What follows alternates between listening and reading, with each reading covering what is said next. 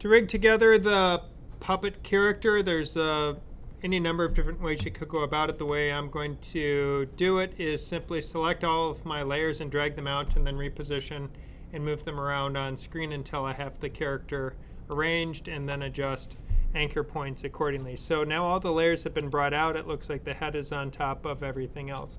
Using the move tool, I can now move it and we can see where everything sits. And one thing I'm noticing is that the face and hands are probably much bigger than what I would want to use with the rest of the artwork. So I'm going to scale those down before I do anything else and start arranging them. So to scale the artwork, I'm going to hold down Shift so all three layers are selected. Now one thing I can do to get to it very quickly if I want to modify that property is I can now hit S on the keyboard and that pulls up scale. So now I can see there is a scale option that I can then work with. Once I've done that, because all three are selected, I can scale them as a unit or as a group. So we can see how that scaled them down. I hit S, that goes away. So we will be using that keyboard option for pulling up the properties that we're working with here. Remember, all of these properties are simply the ways that we animate in After Effects. Right now I'm not animating yet, but I'm getting ready to animate, so I'm building the character. So when something is selected, if I hit P, it pulls up my position information. If I hit A, it's the anchor point. R for rotate. T brings up opacity. So that's why they went with the T and opacity, I guess. Now I can start moving my layers around. But before I get too carried away with positioning and everything, the hands, I want the anchor point to be adjusted to the wrist. So with that layer selected, I can hit A for the anchor point on this. And now I can simply modify or drag the hand so that its anchor point is at the wrist. Now I also know that based on the orientation of the artwork, I probably will want to modify its rotation. So I hit R on the keyboard, and if I switch to the rotate tool, which is W, now I can rotate the hand in the position I want it to be. Same thing with this hand. While rotate is active, I can certainly rotate it. And now with that hand active, if I hit A on the keyboard, we'll see that I can adjust and slide it for the anchor point. So this process of adjusting all of the anchor points is going to be necessary before we start putting all the body parts in position to each other. With the head active, I can now go into the face and I can adjust the anchor point to put it at the chin, so that while I am working with the rotate tool, the head is going to be able to animate a little bit better. Now, if my timeline is getting crowded looking at these different options, the same letter that makes an option show up also makes that option go away. For the body being located animating from the middle of the torso, that's probably going to work because I haven't separated the upper torso from the lower torso. So it doesn't make a big difference where the body itself will rotate from. So I can just leave that as is in the middle. Now, what I may want to do is just start moving different body parts out so that I can see them. And then we'll go ahead and start aligning them up. So once they're all separated on screen, and if I'm unsure as to which body part it is that I am moving, I can look at its name. I can see right lower arm, and this refers to the actual physical right arm. If this were a living person, this would be their right arm. This would be the left arm over here, left leg, right leg. So now that all the body parts are separated, it's just going to be a simple matter of modifying the anchor point for each one of these layers. Now I could also, as I am doing this, if I have multiple layers selected, I can hold down Shift and click on multiple layers. And as I do this, if I do that for all the layers, then I can hit A, and it pulls up the anchor point for all of those layers. Then I can just click on a layer, see which one is highlighted, and then once I see that it's highlighted, I can then adjust the anchor point to line up with where I need that particular body part to animate from.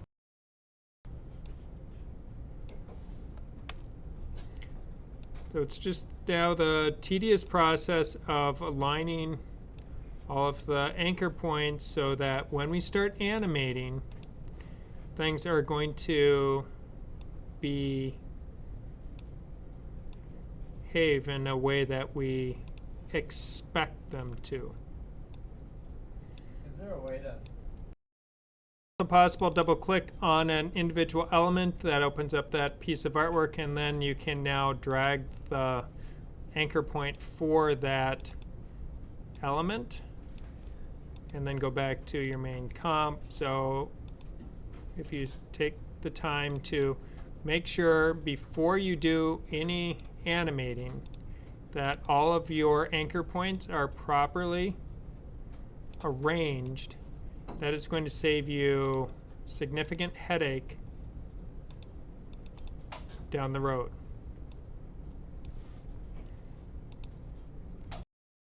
If all your anchor points line up quickly is just drag and select everything. So use the marquee tool and make sure all your anchor points are appearing where you want them to be on all of the bones.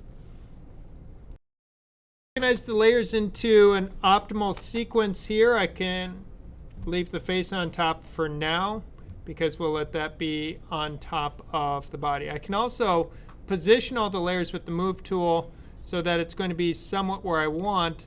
But if I look at what's happening here, I am going to find there's a problem where if I look at the torso, I see that the arm is going behind. I want the arm to sit in front of the body. So that's telling me I probably need to adjust the sequence, because what appears on top is the order we see in the layer stack. Torso is on top, therefore it's sitting on top of the arm bone, which is down on the screen here. So the first thing I want to do is just get my different limbs organized so that there's a consistency to that layering, so I don't even have to look at what's going on screen here. So the left femur is the upper leg, then I have a left foot, and then I need to go find the left lower leg.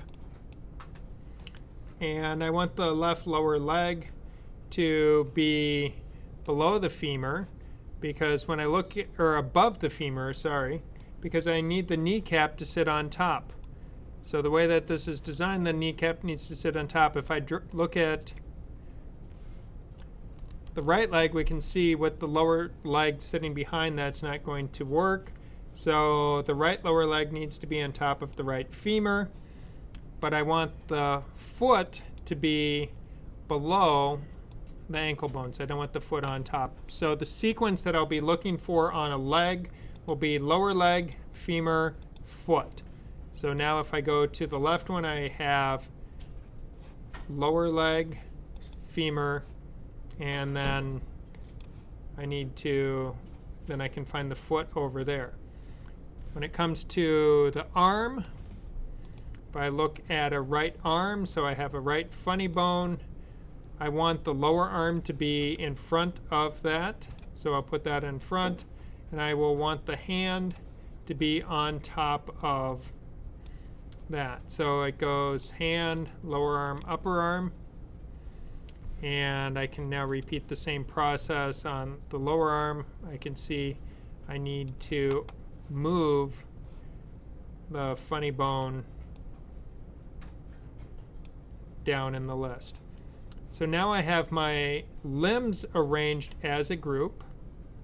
So I can see that I have that group going on. If you are interested, you could color code layers.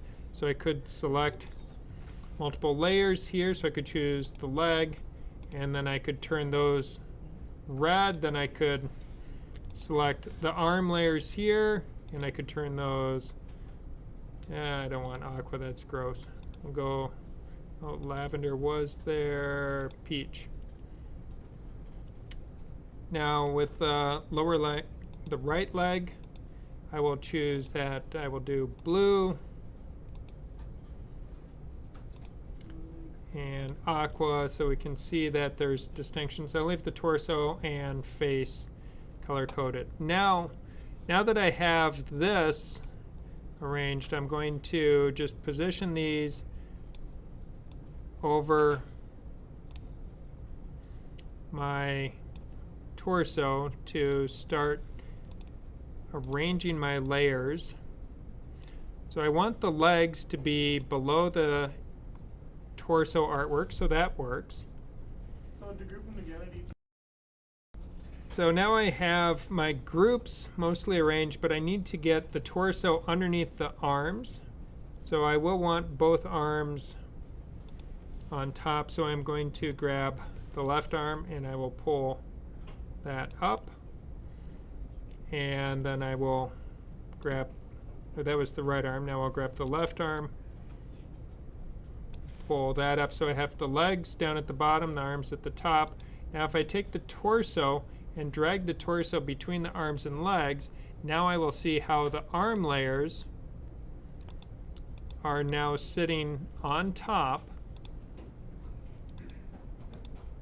of the torso. So now the shoulder is looking correct. The hips are sitting behind, which is how I want. And now the head, I can just drag that down so it sits on top of the body. And with that, the character has been positioned and is almost ready for animation. But I do need to modify it, because if I want to grab a layer like this arm and rotate it, the rest of the arm didn't go with, so that's causing a problem. With this, we're going to take these layers that are now organized and create a parent-child relationship between them. So if I take the hand, I want the hand's parent to be the lower arm. So if I take my lower arm layer and I can grab, this is called my pick whip. I can drag the hand to the lower arm. That builds a relationship to it. And I can take the lower arm, drag it to the upper arm. Now to show the power of that, if I animate the upper arm, the lower arm and hand just went with it. So to repeat that process, I will now take the left hand and grab its pick whip and drag it to the lower arm. And then I can drag the lower arm to the funny bone. Now I can drag it to the layer name. That's usually the easiest way. I can also drag it into the timeline to do it there as well. Now if I repeat with the leg, so I will take a foot to a lower leg, and then I will take a lower leg to the femur, and I will repeat that process. Foot to lower leg to a femur. Now I do have a problem that if I move the body, we can see that the other stuff is not moving with it. So we need to parent the limbs, arms and legs, and the head to the torso. So to do that, I can now grab the face's pick whip, drag it down to the torso. I can now grab the arm, bring that over to the torso, funny bone to torso, leg to torso, and leg to torso. So now if the torso moves, so does the rest of the body. To begin animating on the character, if I start with, this is where I want to begin my character on screen, I can see I'm somewhat near the top, and I'm going to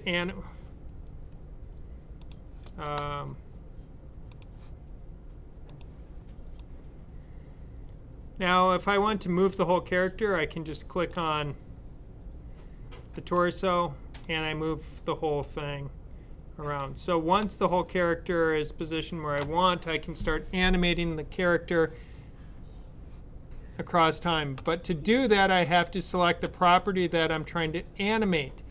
For this, I'm going to focus exclusively on animating position and rotation. Well, we do have other animation options we can explore. We can do size changes and things like that. Opacity, I'm going to focus exclusively on position and rotation. So to do that, I'm going to select all my layers either by selecting them in my composition, or I could select them down here at the bottom. And what I need to do is I need to activate the property I'm trying to work on. To do that, I will hit P on the keyboard. That brings out position. Then I will hit R. That brings, or hold down Shift. So I can hit P for position, hold down Shift, then hit R, and then that will reveal both properties I wish to animate. So again, if I hold down Shift, then I can select multiple properties. Because what I need to do is I need to turn on the stopwatch for both of these properties on all the layers. Now I could expand one layer, click, click, next layer, click, click, next layer, click, click, and really hate what I'm doing. But if all my layers are expanded out like this, so I can see here is all of my layers. If I click in the position stopwatch, click in the rotation stopwatch, that is now inserted a keyframe and told After Effects that I now want to animate these properties. So I'm going to just pull this down a little bit because I don't have enough screen real estate to work the whole thing, but that now activated all of it. So now if I move out in time, so if I go out, I don't know, kind of a half second, I can select the torso, I can pull this down and find that my whole character just animated. Now if I want my character to hit the ground and absorb that with the knees, what I can do, I'm going to zoom in so I can actually select layers. I will select the rotate tool. I will click on the leg I wish to rotate, click on the next leg. I'm going to have the arms go up as part of this fall. And bend the legs, bend the feet. So I can see as I fall, the character is getting ready to land on my imaginary ground. If I had a picture in the background, which we'll look at doing in a moment, bringing in artwork, then I could be positioning this onto the ground where my character is landing.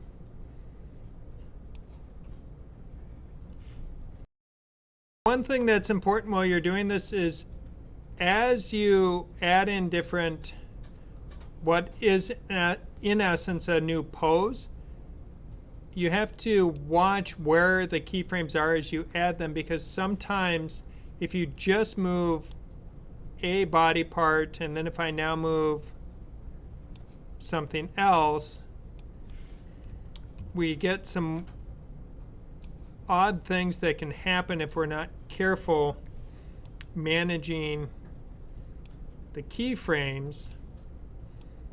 So it sometimes is going to be better to make sure that you have inserted a keyframe, because if I look at my timeline, I will see every time I do a move, whether it's a position or a rotation change, it adds in a keyframe.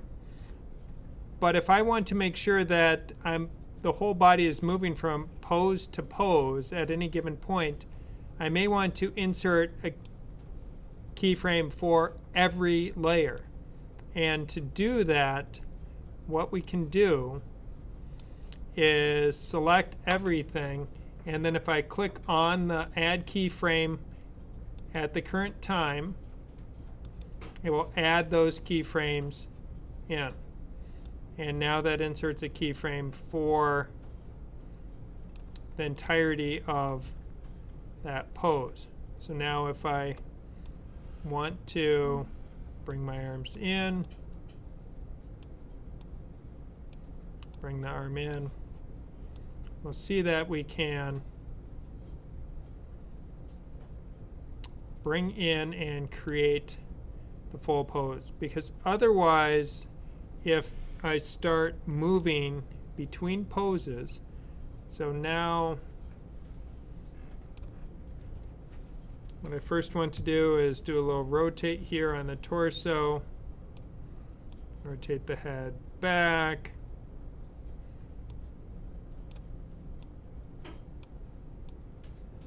so I'm building it so that the character is leaning, because this is a preparatory motion that I need my character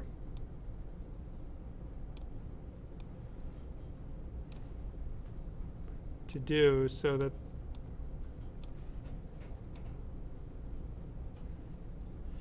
getting ready to move.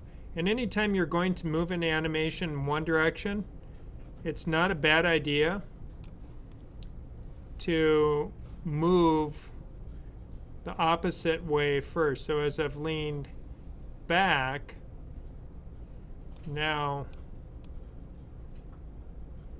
I'm going to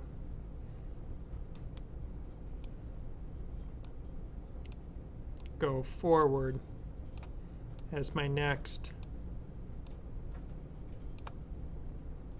option here.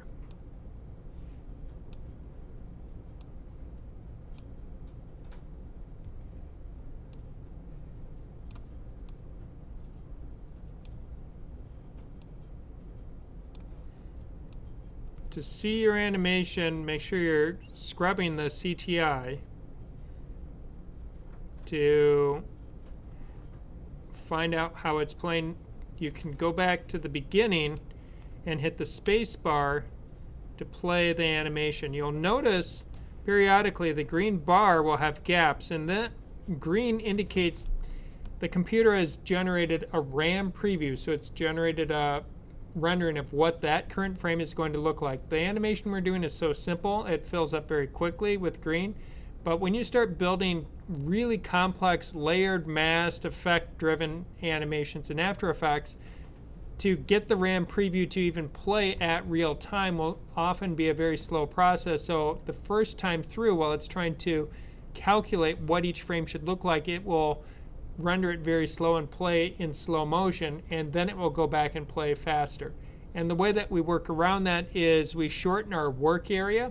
So our composition can be longer than the amount of the work area that we're looking at, so we can create a reduced work area so it doesn't have to render the whole thing. If I have a 30-minute video I'm working on, I won't want to preview that whole thing every time. I may only want to preview a couple seconds at a time while I'm working so that my computer can handle the workload.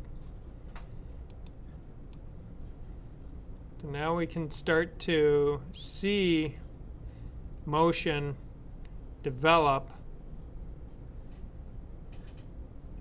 in the animation. And if you switch between, if you switch your view between, or tool, between the move tool with the letter V and the rotate tool with the letter W, that's going to give you a quick way to work the animation. So now I can see as I'm generating the pose and working through the pose. So now I can switch back to the move tool, pull the character back down to the ground, rotate tool, because I'm going to overshoot what I'm trying to do and land badly with this.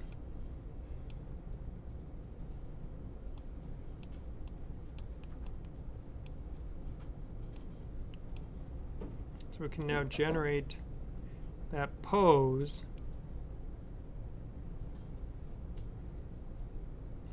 with the character, and by moving the CTI, we can start to get the sense, do we have the type of movement we're looking for? Is it moving in a way that we want or expect to generate the character, the life, the energy that is demanded by the animation?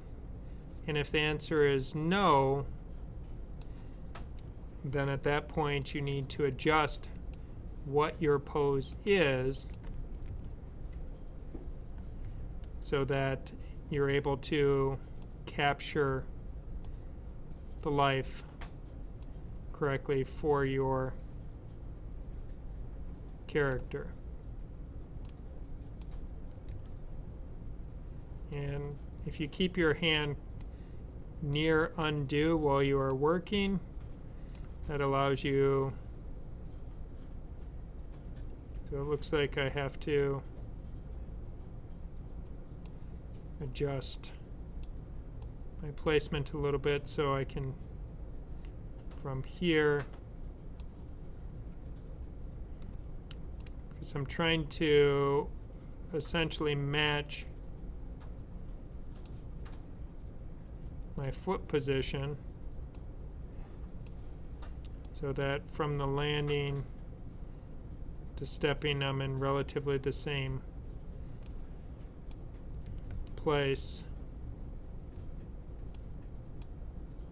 with my character.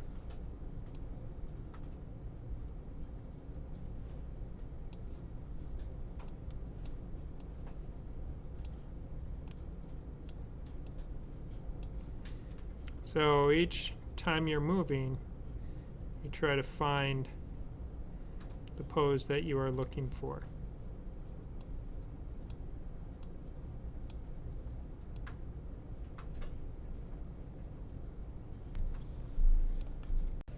So one thing that I want to do with this is going to just hide those parts so I can see fewer layers. I want to bring a background image in. So I've added an image to my project folder. So I'm going to import a file. So I have a file in my project folder. I grabbed a graveyard background. It seemed appropriate for the content. And now what I can do is I can now just drag that again to my timeline, to my layers, or to my stage. So when I drag it to the comp area, I can see that that picture does not fit quite right, so I do need to scale it. So I can do that. Now one thing that is useful while you are scaling a picture, if I put it more in the middle, if I want to keep it proportional, unlike Photoshop 2019 CC, which by default scales proportionally unless you hold shift, After Effects is still using the old scale model. You must hold shift to scale proportionally, but if I hold down shift and then click to scale, the handles go away. It's like, what? You click on the object, start scaling, but if I then hit shift, it locks it proportional. So I scale, and then while I'm scaling, hold down shift, and if I want to scale from the middle, then I can hold down option. Now let's see, my graveyard is big enough, so I've scaled it appropriately. The graveyard's on top of the character because it's on the top of the layer stack. All I have to do is drag it to the bottom of my layers stack, and we can now see that my character drops in and is dancing on the graves here. So I'm going to scale my picture a little bit more, so I can then locate it upward, so I'm not landing on a grave, and I'm going to move it over a little bit. That will give me a little better. So now I am landing more in the frame area that I like.